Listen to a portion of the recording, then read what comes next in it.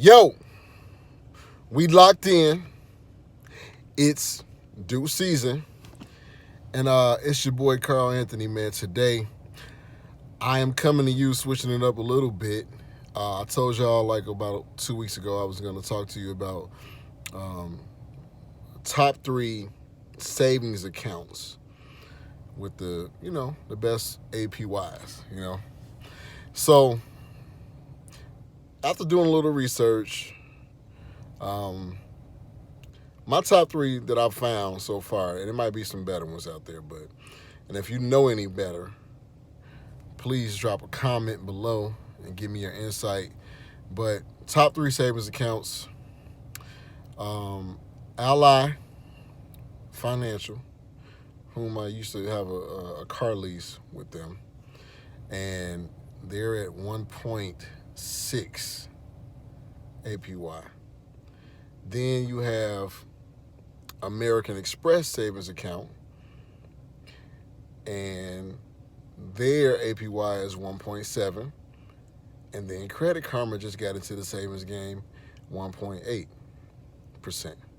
Now, with Credit Karma, that's like, it's something new they're trying, and they probably tried to, be a little more competitive as far as the rate. So they went up a few percentage points.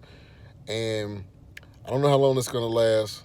Really, all of them can fluctuate. That's how the market goes, depending on how everything is going. It could even go higher because at one point, a few months ago, the APY, the highest one I've seen in the savings account was like 2%.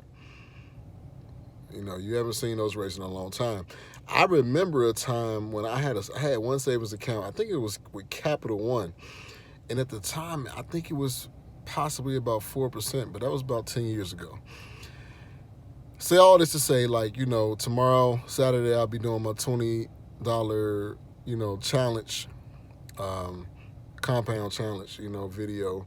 And, you know, 2020 is a year. That's why I picked $20 also, because it's 2020, so it kind of makes sense. But 2020 is the year for me to get my financial house all the way in order. I've been working on my credit all last year, and I still got some work to do to get it to the optimal level. I really want to get to the 800 mark, and I will. So, yeah, like as I do this savings every week, the compounded $20. I'm gonna start funneling all that money every month into the savings account. That way, it won't just be, not making any money. So savings accounts usually go with the rate of inflation and things like that. And so, if there's inflation going on, and let's say your money is really literally sitting in a box, you're not benefiting off the rate of inflation. You're losing money because while the economy is inflating, your money value is still the same if you keep it in a box. But if you put it in a savings account, it's going to at least gain some kind of interest, right? And look, it's not a great amount. You have to really have a whole lot of money to see a whole lot of money back. But hey, if you got $1,000 in your account and you can get $17, per year, great. $18 per year, great. It's still more than you would have, without doing that. So that's just my tip.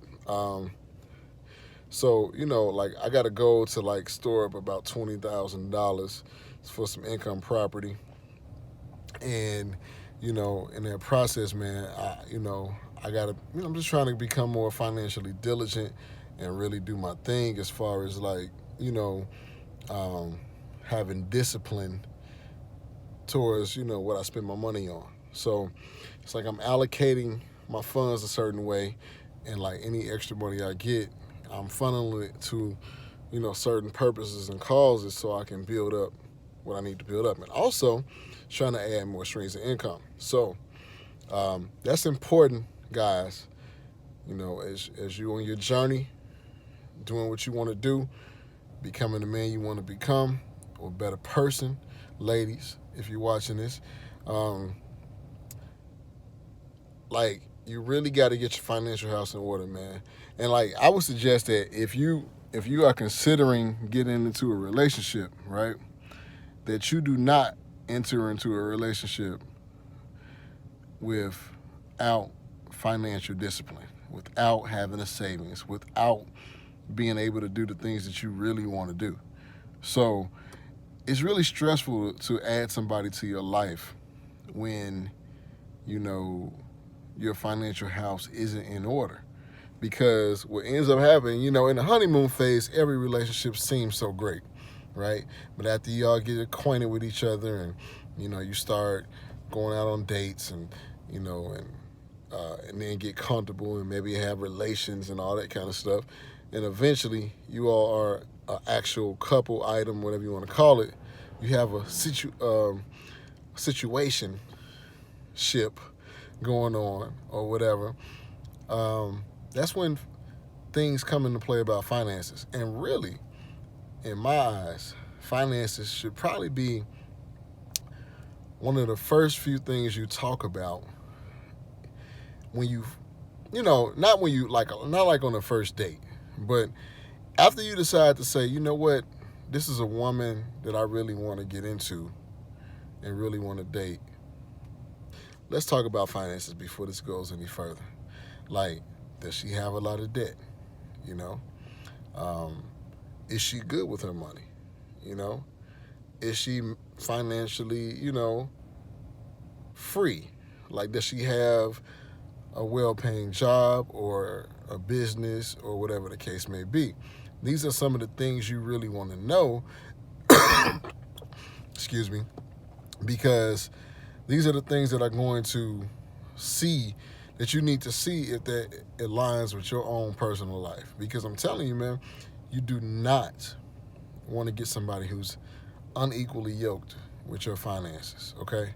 And I'm not saying she got to make the same amount of money as you, but her philosophies towards money has to be the same. Her discipline has to be somewhat the same, just so you can all build together, right?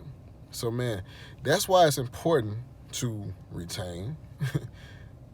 Because a lot of times when we releasing, we make bad decisions. We do things that get us off the course. And so if you're giving a woman your seed, then all that discipline stuff really goes out the door. So, you know, it's important to keep your finances in order, because if you get married and, you know, things are not how you want them to be, and you end up having kids, and you really want to start thinking about the future of your life, right? Like, having a savings is so important, man, because what if you lose a job? What if your business fails? You know, what if anything happens, man? You want to be secure. But if you're in a relationship and somebody is a crutch to you, it's gonna deplete your savings. If they don't have a savings, man, get with a woman who has a savings. But only if you have a savings, though. If you don't have a savings, you shouldn't be talking to anybody. Fellas, once again, I'm gonna repeat that. If you don't have a savings, you shouldn't be dating anyone. You should not be dating anyone. That is a fact. And I'm talking about, like, actually dating somebody and really trying to be in their life. I'm not talking about if you're sleeping around or whatever. You know, do what you do. That's your business. But, you know, you got to keep that to yourself, man. You know, stay on your path till you get to a certain level, till you can level up on your own. You want to be independent completely, and you don't want to be struggling. Starting a relationship and struggle is not cool, because, you know, especially if you're a black man and come from a black community, like, struggle love has been our thing and the theme going on in the black community forever, and we got to stop that.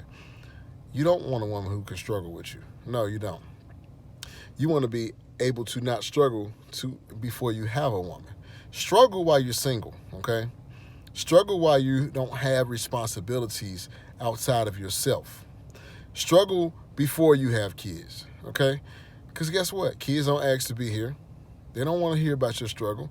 They know they want clothes and food and shelter and to live in a good community to where they can go outside, you know?